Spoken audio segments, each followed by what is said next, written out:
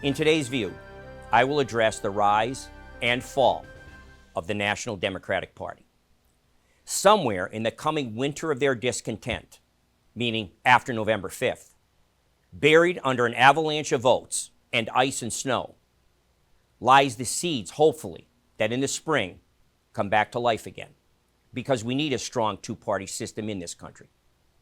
I have too many Democratic friends who have left or disavowed the Blue Party, from national icons like Tulsi Gabbard and Bobby Kennedy to me, and too many Democratic friends to list them all here. I was once a proud Democrat, inspired to the values of the party as epitomized by the late great former president, John F. Kennedy. When I say I was a Kennedy Democrat, that's what I mean. It is necessary, believe it or not, in 2024 to remind people what those values were a long time ago in a galaxy far, far away. The Democratic Party used to be the party of the working class and middle class. They valued people of all races and creeds and genders, whether or not you had a college degree and whether or not you spoke fluent woke speak of the faculty lounges. John F. Kennedy's party did not stigmatize American citizens with labels like deplorables. A Kennedy Democrat had a big tent and welcomed debate and disagreement and did not censor speech. Does anybody think that President Kennedy would ever have nominated a Supreme Court justice who responded to a question about what a woman is with the answer that she didn't know because she was not a biologist? I'm pretty sure a Kennedy administration would not rewrite Title IX to allow biological males to compete with and physically dominate and even beat up women in sports or roam around their locker rooms. I'm fairly certain that the Kennedy administration would never endorse or promote discredited theories like the fact that the Revolutionary War was fought to keep slavery in America, or that if you are born white, you are automatically a racist by virtue of the color of your skin. I wonder if the racist demagogues who spew critical race theory ever studied the actual history of legal immigration in this country. Were all of the millions of white European immigrants, the Irish, the Italians, the Poles, the Germans, and many others too numerous to mention, guilty of white privilege?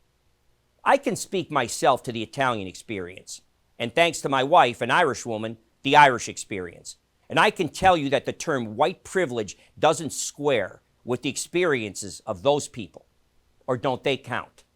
They lived in tenements, in squalor, with rats for pets. Many of them died from the disease and infirmities that came with living in those conditions. Pretty much a stretch to get to white privilege there. I'm also pretty sure that President Kennedy would have no use for the postmodernists that have taken over the Democratic Party. You know, those geniuses that don't believe in truths or facts. They believe there are no facts.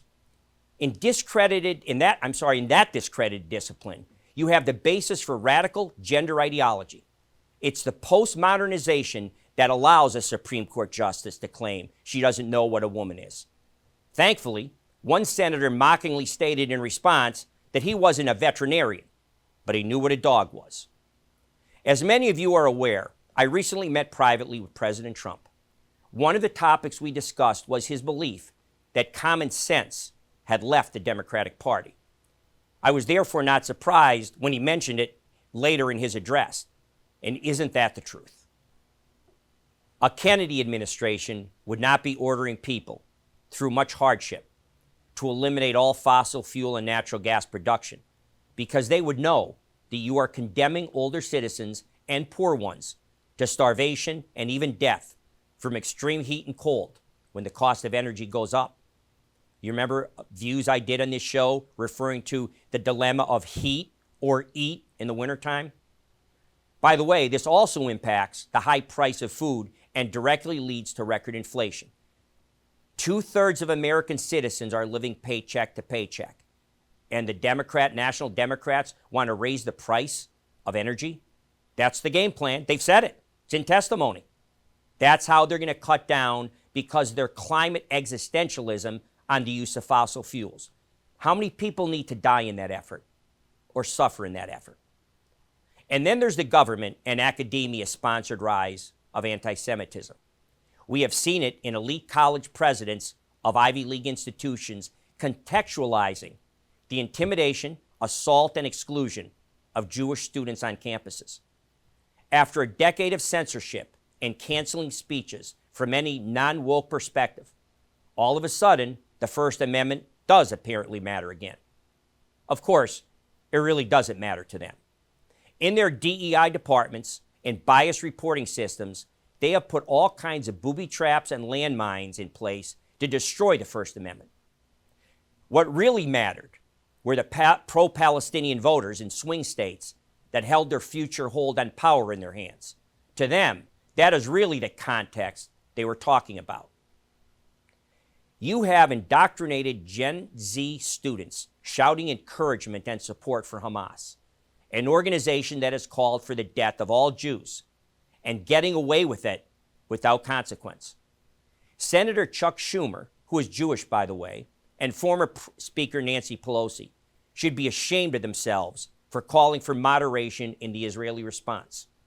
I don't remember any such cries for moderation or humanitarian concerns in World War II, when we led the charge in America in freeing the European continent from the scourge of Nazism, or in our island-hopping advance on the Empire of Japan, in freeing the Far East from that tyranny.